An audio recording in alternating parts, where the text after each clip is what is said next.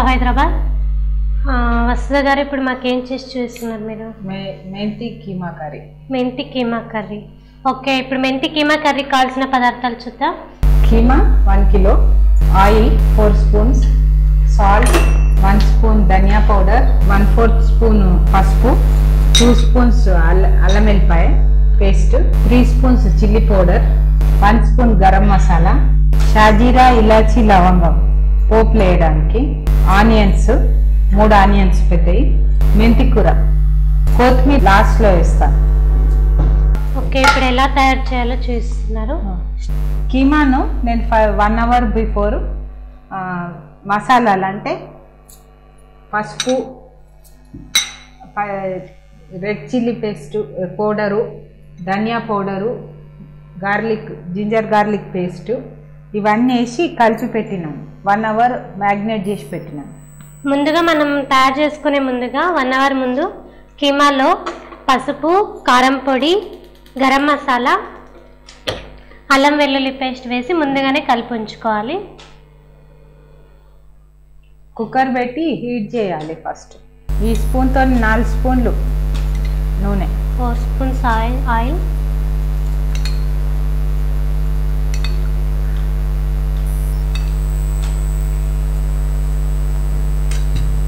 అది వేడెక్కాక గరం మసాలా వేస్తాను. గరం మసాలాలు ఇలాచీ, లవంగా, షాజీరా.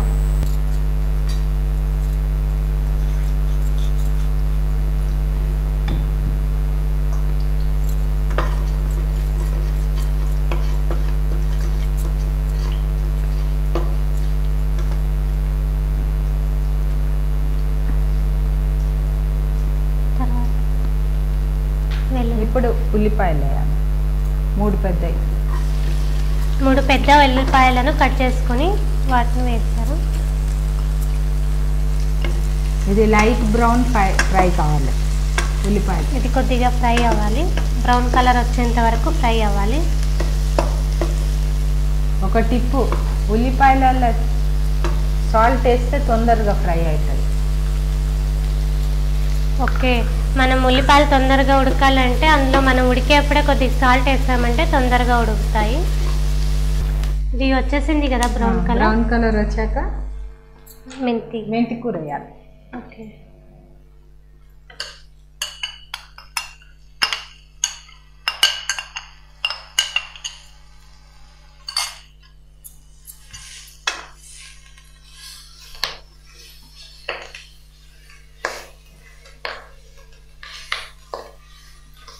మనం మెంతి కూర బదులు వేరే ఏదైనా ఆకుకూరలు వాడచ్చు.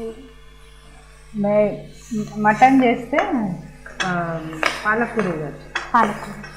మటన్ పూర్తి వండాక పాలకూర వేసి దగ్గర ఉడికించాలి.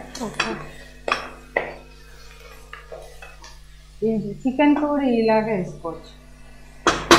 ఓకే, మనం మటన్ బదులు మటన్ ప్లేస్లో చికెన్ కూడా వేసుకోవచ్చు. అంట కీమా కూడా వేసుకోవచ్చు, మటన్ కూడా వేసుకోవచ్చు.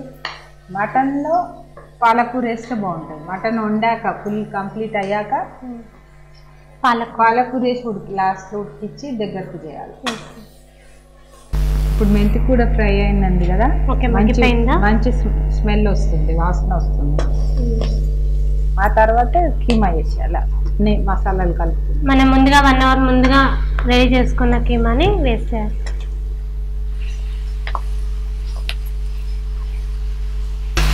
ఫ్రై చేస్తుంటే ఇందులో నుంచే నీరు వస్తుంది. నీరు వచ్చి నీరంతా ఎవాపరేట్ అయ్యాక అప్పుడు కొంచెం నీళ్ళు వేసి మూత పెట్టాలి. ఇప్పుడు తడి అంతా పోయిందమ్మా, ఎవాపరేట్ అయిపోయింది. మొత్తం ఉడికిపోయింది.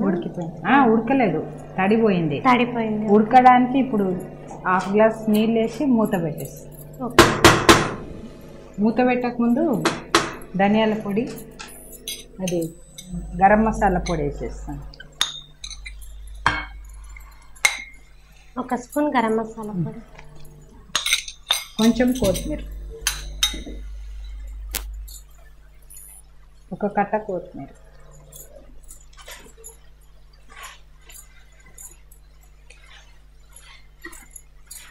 ఇలా ఆయిల్ కనిపిస్తుంది, ఆయిల్ తేలుతుంది. ఓకే, ఇప్పుడు తడి అంతా పోయిందమ్మా, ఎవాపరేట్ అయిపోయింది, మొత్తం ఉడికిపోయింది. ఉడకలేదు, తడిపోయింది. తడిపోయింది. ఉడకడానికి ఇప్పుడు 1/2 గ్లాస్ నీళ్ళు వేసి మూత పెట్టేసి, మూత పెట్టకముందు ధనియాల పొడి, అది గరం మసాలా పొడి వేసేస్తాను. పొడి వేసి ఆ తర్వాత కొంచెం కొత్తిమీర 3/4 గ్లాస్ వాటర్ వేసి మిక్స్ చేయాలంతా.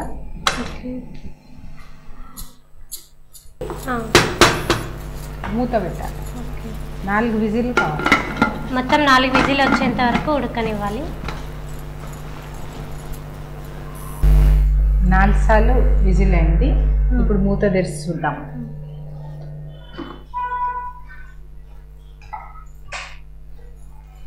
ఉడికిపోయింది. ఓకే, ఇప్పుడు ఏం చేయాలి? ఇంకొంచెం ఒక 5 మినిట్స్ పొయ్యి మీద ఉంచి దింపేసాం. ఇంకొద్దిసేపు ఉంచాలా? ఉన్న తడి కూడా పోతుంది.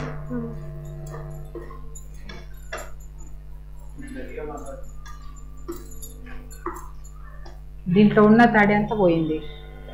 ఓకే, అయితే రెడీ అయినట్టు లెక్క. లాస్ట్లో ఇప్పుడు కొంచెం కొత్తిమీర సర్లు తీసి డిష్లో తీసాక మళ్ళీ కొత్తిమీర వేయాలి. ఓకే, ఇది నిమ్మరసం వేసా? నిమ్మరసం వేసి దింపాలి. ఓకే,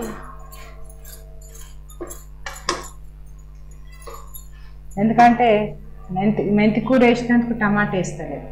ఓకే, అందుకు నిమ్మరసం.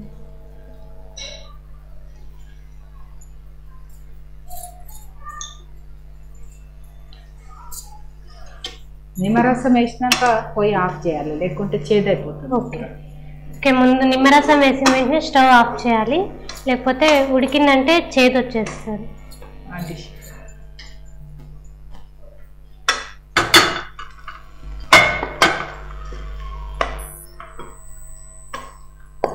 ఓకే, రెడీ అయిపోయింది కదా ఇప్పుడు కీమా.